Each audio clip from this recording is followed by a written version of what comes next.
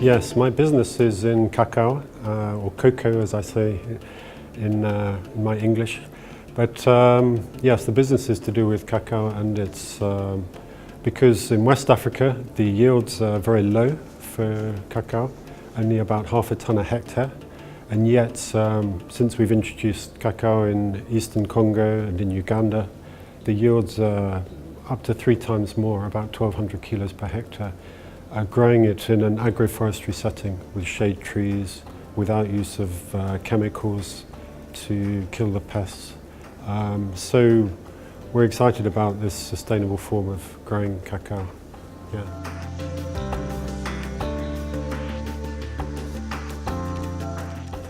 Because previously I was involved in coffee, and I was seeing coffee yields decline. Also the market was going down, and I wanted to look for something which the farmers could do, which would be more profitable and more sustainable. And so I brought in the seeds from Uganda into Eastern Congo and got the farmers started. That was in about 2000. And now, 12 years later, the production has just overtaken coffee production in that area. So the farmers are really working very hard and doing well, growing the crop. Yeah.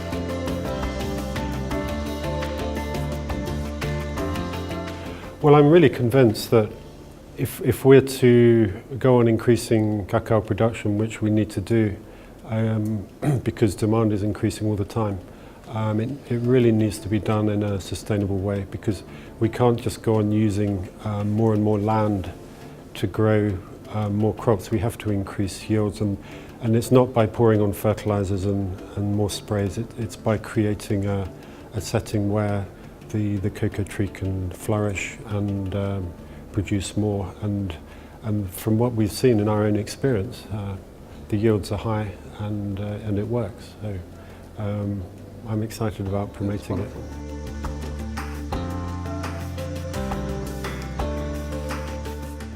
Yes, I think it needs to be demand driven, and it is becoming that way.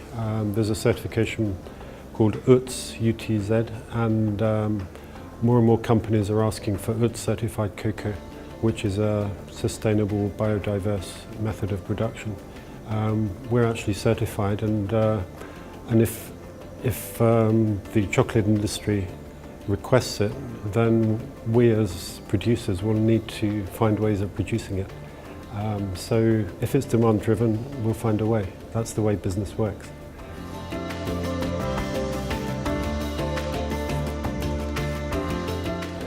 Business is a long-term thing. I have children, and I hope one day 1 or 2 of them will come into the business. And so, as one of the speakers earlier in the conference mentioned, in business we're often looking for 2-3 year returns, but in a family setting one is looking 30 years ahead. I thought that was a very interesting comment, and I think in agriculture we should be also looking 30 years ahead. And so that's why, if our business is to be here in 30 years' time, we need to be thinking long-term about sustainability, biodiverse solutions in the production methods. Yeah.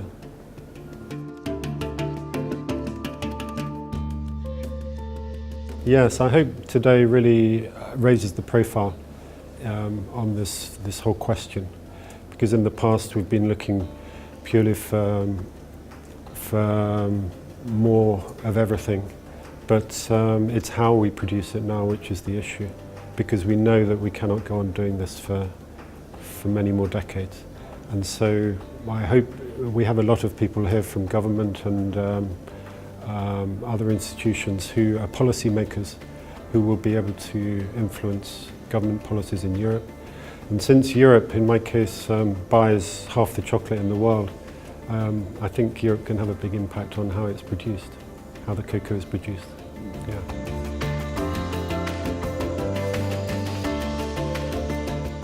NGOs, in my case, they've assisted in helping promote agroforestry.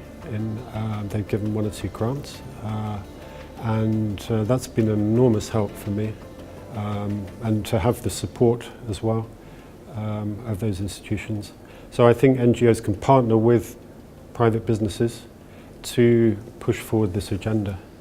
So I'm really pro public-private partnerships or NGO business partnerships in pushing this forward. Yeah.